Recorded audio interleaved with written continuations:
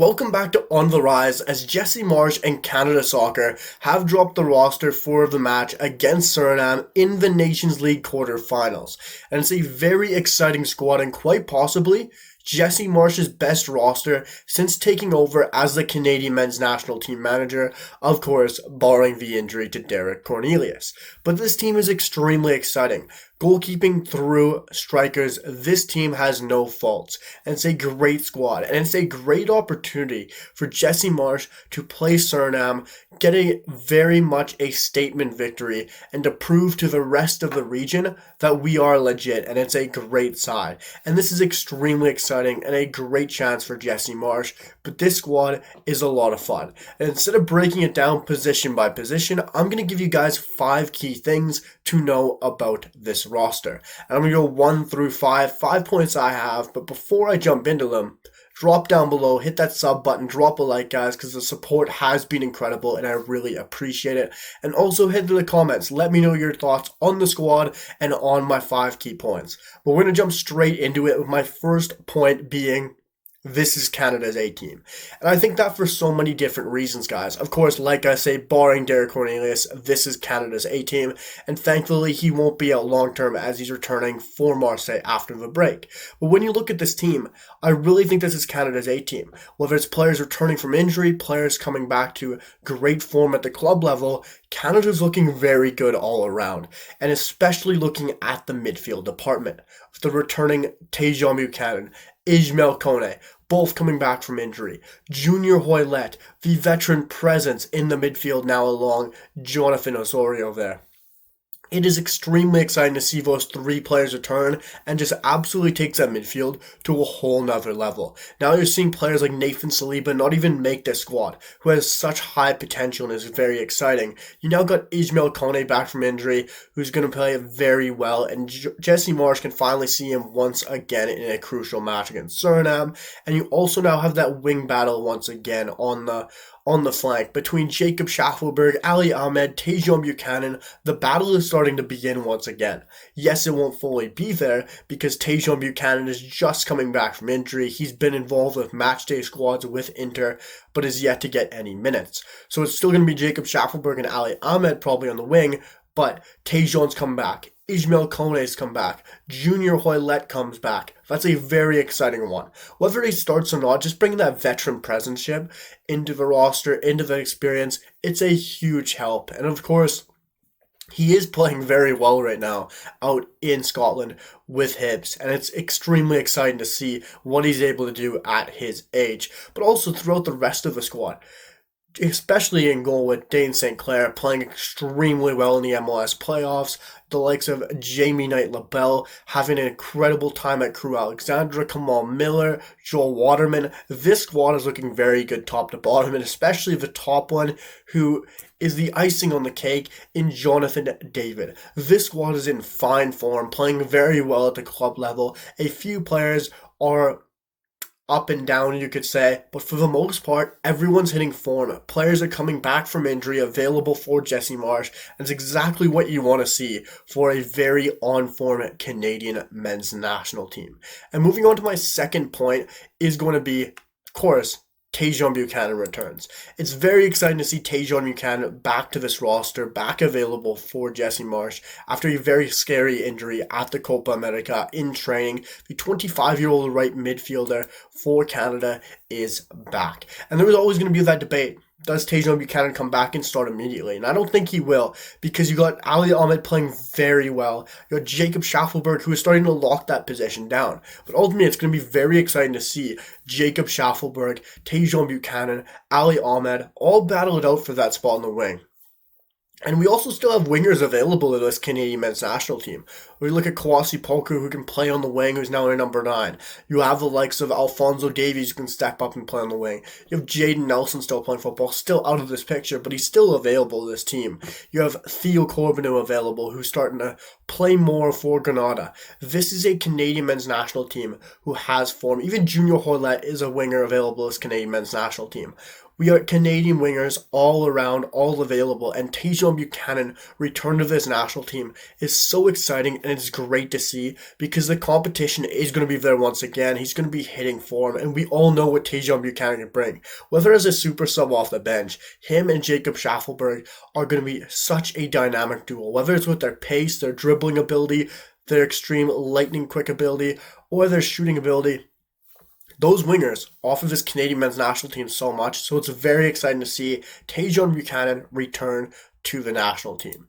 And point number 3, guys, it's Junior Hoilett is back. I absolutely love seeing Junior Hoilett back on this team. Some supporters might not be excited to see him due to his age, due to where he's playing. But when you look at this Canadian men's national team, it is a very young team. It's 25 and under, it's 26 and under. It is a very exciting young side. You had 3 players who are in their 30s. Maxime Crépeau, the likes of Jonathan Osorio, and also the likes of Junior Hoilett. Junior Hoilett now being 34 years old, some people might say you gotta fade him out. Some national team players who are late in their 30s, mid-30s, and if their quality is good enough, if they're still playing up to that level, they're still good enough to be called up. And that's how I feel about Junior Hoilett. It's not just what he brings on the pitch, but also what he brings off the pitch. His experience, his leadership, his presence brings a lot. He's been there throughout the entire years, just like Jonathan Osorio, through the good times and the bad. And being 34, he's not extremely old. He's not a 40, 39, 38-year-old. He's mid-30s. He can still offer a lot, whether it's a late sub, whether it's his free kick ability, whether it's his ability from a corner. Junior Hoilett still has a great presence on the pitch, and his ability from a set piece is fantastic. We all know that. And also what he can bring late in the game, whether it's just smart by slowing the game down. Junior Hoilett is still a great call-up, and it's exciting to see him back in the squad, no matter where he's playing or how old he is, because Junior Hoilett is just a phenomenal player, and all Canadian supporters know that. My 4th point, guys, I find it very interesting that a certain player didn't get called up, and it's no LDF, no Luc de Fougerolles on this roster. I find it very interesting, especially with the injury to Derek Cornelius. No Luc de Fougerolles in this call-up was something that really stood out to me, because I even put a poll up on my YouTube on my community page on who should replace Derek Cornelius on a video I just posted yesterday. If you haven't seen it, go check it out. And I thought it was very interesting because Luc de Fougerolles won that poll. Canadian supporters want to see him get that chance, get that opportunity to step in a big game opportunity and truly step in and take the reins. I want it to be Kamal Miller, but not seeing him in the roster is extremely surprising. You have Moise Bombito, you have Joel Waterman, you have Kamal Miller, you have Jamie Knight-Labelle. You have 4 center backs getting the call up, and that's fair play. But I would have expected to see a 5th with legs of Luc de Fougerolles get the call up, get the possibility, but that just truly shows now the depth in this Canadian men's national team roster pool. Years ago, we would have been crying out saying, where's Luc de Fougerolles? He has to be there, he has to be there. But right now, the form that Jamie Knight-Labelle has had for Crew Alexandra, you can't argue him not to be there. It's an opportunity for him to get cap-tied. It's a competitive match. He can get cap-tied this window. And we all know Wales are after Jamie Knight-Labelle as well. And I haven't seen Jamie Knight-Labelle consistently this season. I have watched him a handful of times, 4 or 5 matches with Crew this season, and he's been very good. He's been a quality center back at the heart of that back line. And at his age, he's still very young, very exciting. He's a dual national prospect. I don't know whether it was just the likes of Jesse Marsch thinking, okay, he's 19, he's playing very well, he's playing in a decent league, which is very competitive as well and very physical, while Luc de Fougerolles is only playing in a reserve league for Fulham, not on loan. There is that difference there. And also you got to keep that mind in the back of your mind that Jamie Knight-Labelle still needs to be cap-tied. Yes, he was called up in a friendly window, but he still needs to be cap-tied. I got a feeling that was a lingering decision as well for Jesse Marsch to make sure he gets that cap-tie on Jamie Knight-Labelle. And I think it's a very close race still between Luc de Fougerolles and Jamie Knight-Labelle. They're both very young, very exciting center-back talents. And I just think him being on loan gives him that tip over Luc de Fougerolles. But I still find it very surprising he's not there, and also just truly shows the depth this Canadian men's national team has. And moving on to my 5th and final point, guys, to wrap up the video, it is the goalkeeping battle. It is open, it is wide open for debate who gets that number 1 role. And it has been said by Jesse Marsch, both goalkeepers know this goalkeeping battle is open. It is wide open for who gets at number one. I will make a separate video on talking about the battle on DSC versus Maxime Crépeau, because right now it is a true battle for that number one spot. It's crazy if there's a battle for the number one spot and a battle for the number three spot for this Canadian men's national team, as both goalkeepers are truly incredible. Dane St. Clair has been absolutely sensational in the MLS playoffs. By far, if not the best goalkeeper in the MLS playoffs. In my opinion, he's been the best.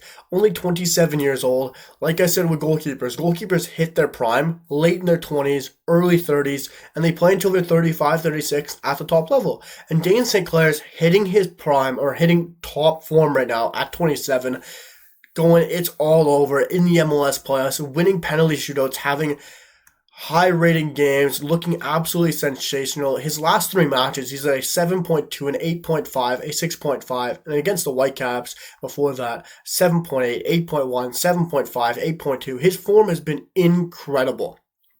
Yes, that's just the pay-per-view, the eye view, but what he's done watching him in-game has been sensational, keeping so many clean sheets, winning Minnesota United sometimes games single-handedly, and it's been very exciting to watch. But now that this goalkeeping battle is wide open, especially Maxime Crépeau taking a backseat to James Pantemis at times to end the year for Portland Timbers, it makes this battle wide open. And I think Jesse Marsch might just tip it to DSC with his form and how good he's played, and I think he absolutely deserves it. I'm not saying he deserves it by far. I think he's been the better goalkeeper right now on form. And I think Dane St. Clair should be our number one goalkeeper. That's just my feeling. I know what Crépeau's done for this national team, but I think it's a very exciting debate to have. And definitely is not a problem for Jesse Marsch, because we know how good this squad gets along. And I don't think it would tear that locker room apart at all if he went with Dane St. Clair over Maxime Crépeau. But let me know your guys' thoughts down below my 5 key points. Let me know how you guys feel about this roster. Drop down below in the comments, hit that sub button, drop a like, and I'll see you guys all for the next one. Peace.